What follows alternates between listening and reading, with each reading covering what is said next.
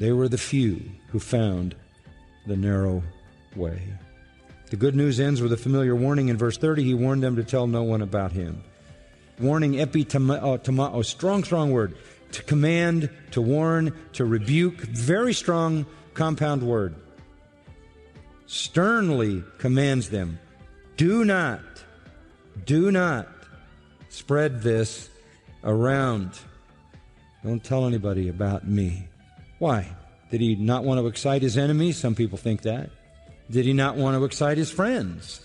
And now that they have said he's the Messiah, they're going to escalate to something like they did in John 6 when they tried to make him king by force. Remember that? After he had fed them?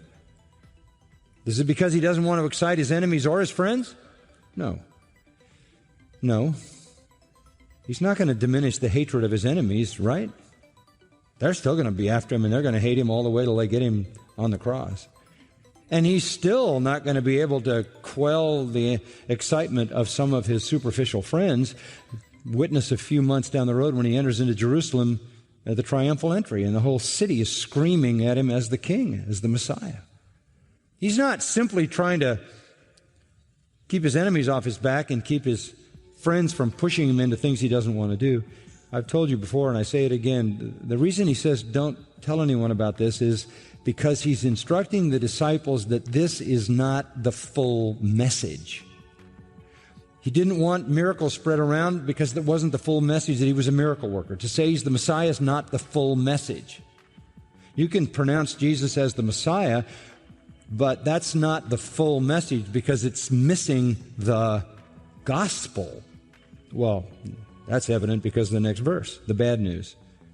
Don't tell anyone. You got more to learn. And he began, which means this became the theme of his teaching from here on out.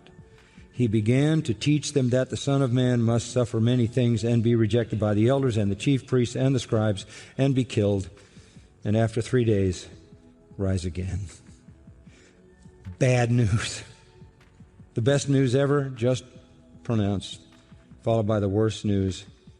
What a blow. The last thing they would expect on the heels of such a grand moment of revelation and clarity was a death announcement.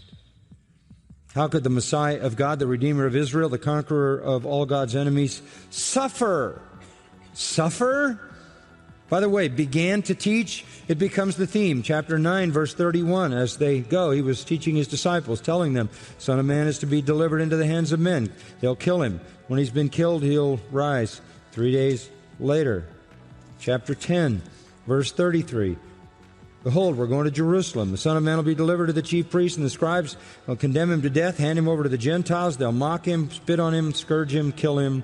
3 days later, he'll rise again. What's the point of all this? Well, he says it in verse 45 of chapter 10.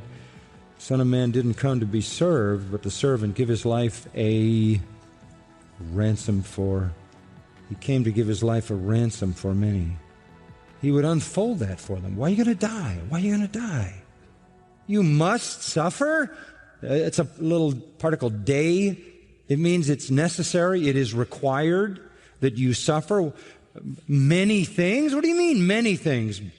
Betrayal, arrest, denial, abandonment, injustice, prison, mockery, beating, crucifixion, disaffection from his disciples, etc., etc. You're going to suffer many things.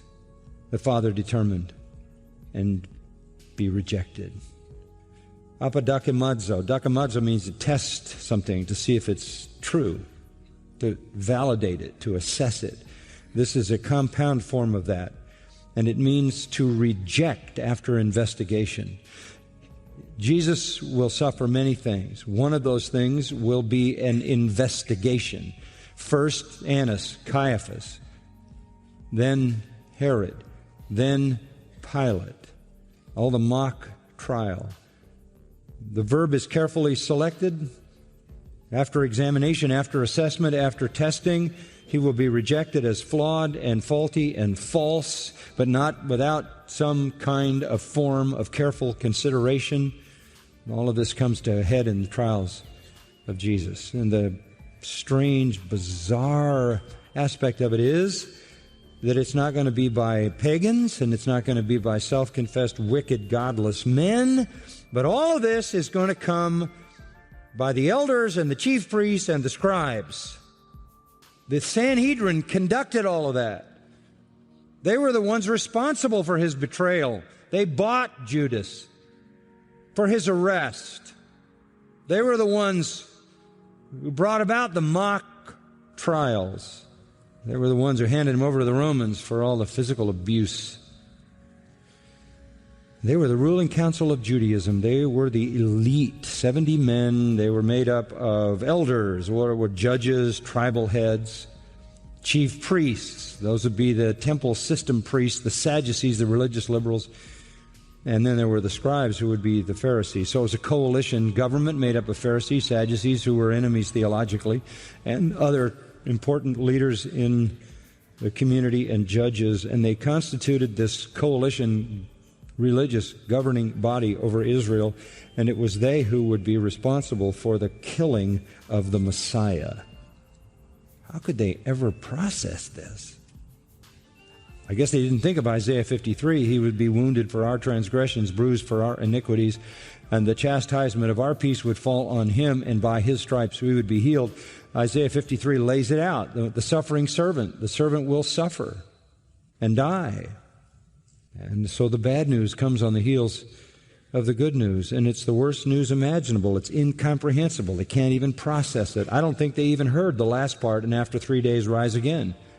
He had said that before, early in his ministry, before these guys even were a part of his life, when he said, destroy this body, in 3 days I'll raise it up. Here he says it again. Did they know Psalm 16, that the Holy One will not see corruption, but the Lord will show him the path of life, a prophecy of the resurrection? Peter preached on that resurrection passage, didn't he, on the day of Pentecost? When Peter preached the resurrection, on the first day the church was born and the Spirit came, he chose Psalm 16, which proves the resurrection. Did they not know Isaiah 53 ends in verses 10 to 12, that the Messiah will be glorified and exalted and lifted up after his substitutionary sacrificial death, in which he dies as a substitute for transgressors? The resurrection is certain. It's as certain as the crucifixion.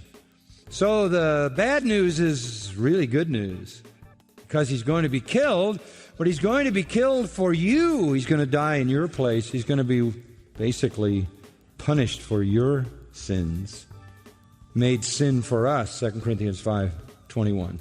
He'll become a curse for us, Galatians 3. And then Matthew 16:21 says, from that time on, Jesus began to show his disciples